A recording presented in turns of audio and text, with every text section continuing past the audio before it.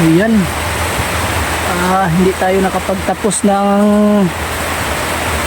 pagkabit ng ating bubong kasi mula na dito mga kababayan, mga idol.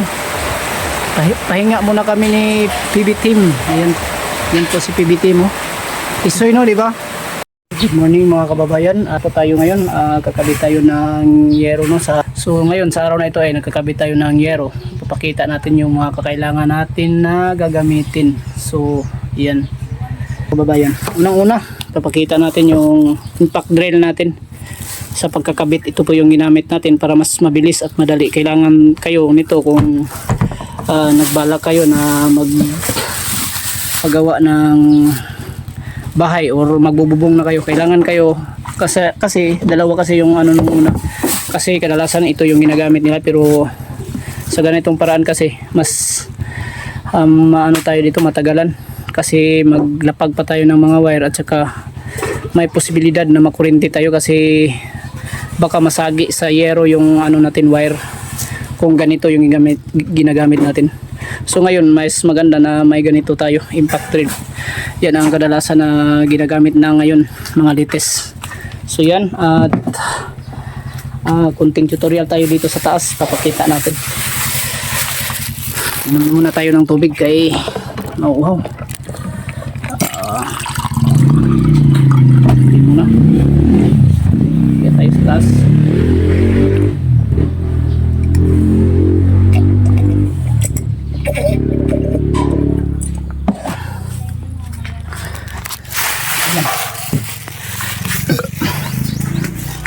Dom kag tubig der? Le, draw. Dong naradri. Ha? So yan. So nakapagkabit na kami. Yan ang makikita nyo, nakapagkabit na. Pero bibigyan ko kayo ng tips or idea sa katulad nitong mga area para naman makatulong tayo sa ating mga viewers, no? So una dito namin pinadaan yung yero sa baba. Yan o. Dyan. Kung makikita nyo dyan siya paakyat papunta doon. Tsaka dyan. Ayan, may mga ano na.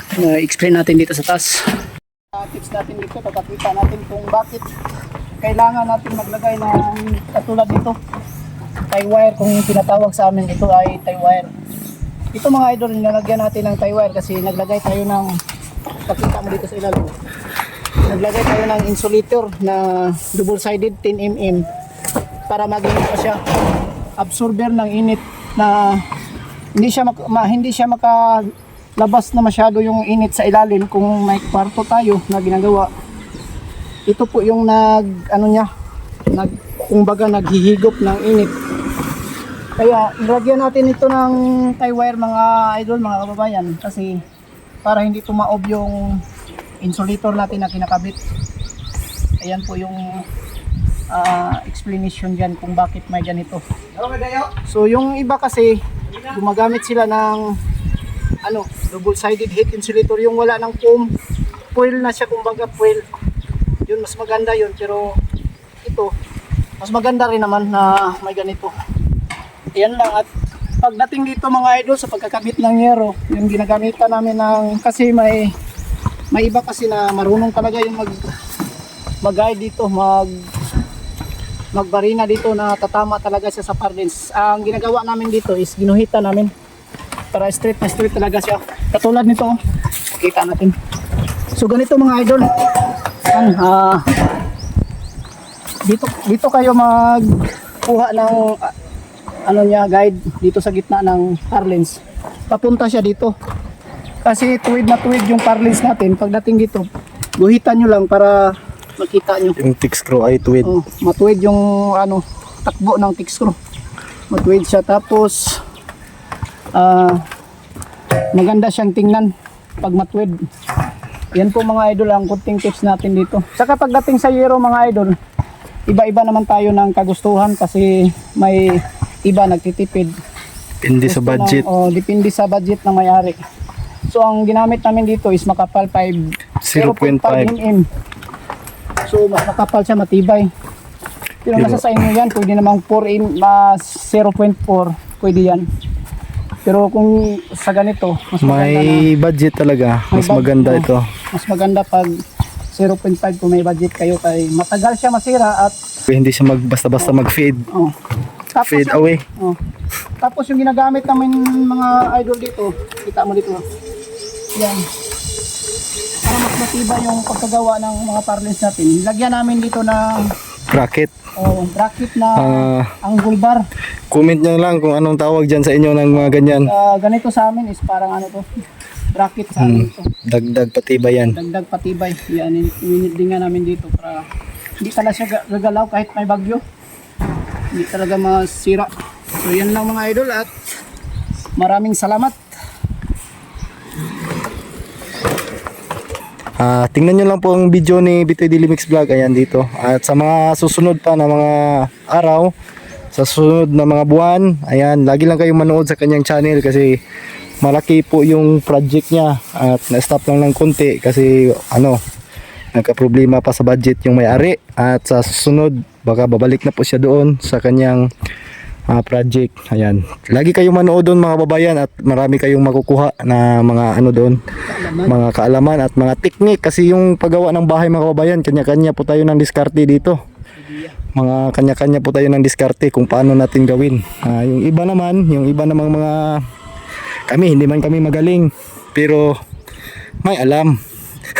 Hindi kami magaling mga babayan, I accept that na hindi talaga kami magaling pero importante hindi tayo mapapahiya sa nagpagawa. Ayan. Gawa namin hanggat makakaya ng aming Hanggat makakaya sa aming kaalaman. mas maganda yung kalalabasan ng ating ginagawa. Lalo na po kasi ang iba kasi mga may-ari hindi katulad ng iba na minsan wala sa site na hindi nagpunta sa site kaya sa mga trabahante or sa forma nila inaasa yung trabaho. Kaya kung sakali na ganyan yung sitwasyon, mas lalo naming pinagbuti yung trabaho namin kasi diyan kami kumukuha ng bawat araw namin na Gastusin. ng aming mga pagkain at saka gastusin lahat. Kaya Mahirap talaga maging porman. kahit habang may nagtitiwala sa atin ay hindi natin aabusuhin. Yan po. Yun po. Talagang masahan po ito si Bitoy, mga kababayan. At kung alam nyo lang po, grabe po ito. Na anong tawag doon? Lumalaban talaga ito sa amo, hindi to pabaya, hindi to Hindi tayo naging pabaya sa trabaho. yan po yung yan po yung advantage namin sa ibang mga hindi natin ikukumpara yung sarili natin pero yan talaga yung ano matatawag doon to yung aming ipagmamalaki talaga na mapagkatiwalaan talaga. Yan lang po yung importante dito sa pagkukonstruction. Kasi kapag marami ka ng sablay ay wala na talagang kukuha sa iyo at wala na magtitiwala, di lalo nang maghihirap at magugutom ang pamilya natin dyan. Kaya habang may nagtitiwala sa atin, yun lang po mga kababayan. At nagkuha lang kami ng video konti kasi nga walang taga-video dito. Kuha lang kami ng kunting video tapos trabaho na naman. Ayan mga kababayan, grabe kung grabing init.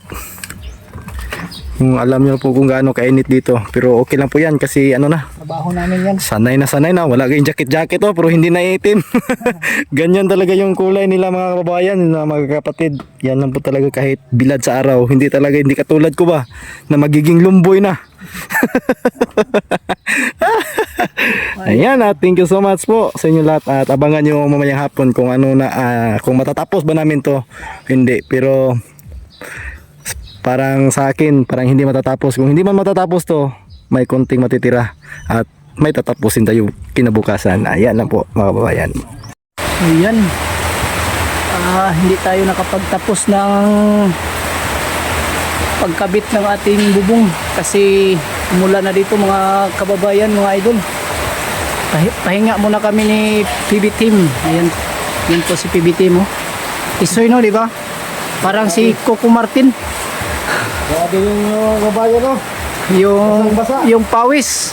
Naabutan kami ng pawis tapos biglang ulan. Yan mga idol So kaunti na lang sana mga idol, yan na lang Sobrang nakatunga na no. Sobra na eh. Kung hindi lang, maaga pa kasi. Ano pa yung oras natin ngayon? Nasa 2 o'clock. Ito nga, naglabiyaan na dito na kayo. Oh, di man gud siya makita gud. Dito na. Dali naman na kahit di naman siya maabot kuan sa sin. Di naman maabot. Isolator. Yan mga idol oh. Yan. So, yan, lakas na ulan dito mga idol. So, tago tayo dito sa ilalim. Para hindi masisira yung katawan natin. Sira. Ay, sira na. Tapos, sisira pa. Wala na.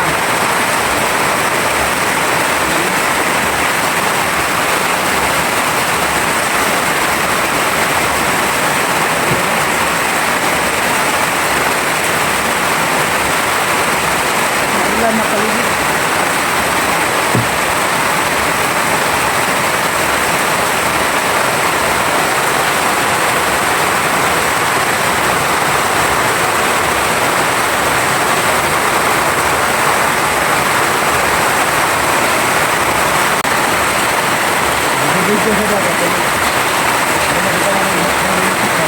Mag-istorya tayo, bitaw yung music. Bitaw yung sinasawa. Ano may istorya, no? Ano ba kayo Alungon. istorya na trabaho? Trabaho ka, buwan ka, kaya bitaw yung sinasawa.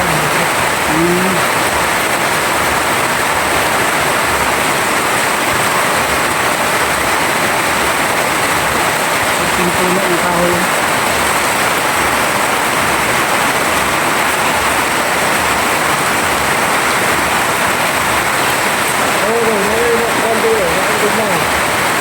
Natural na unana, naagi na unana sa kuan.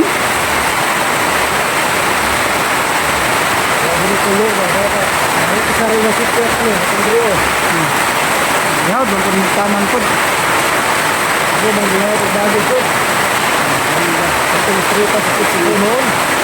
Suga sa ulan yun.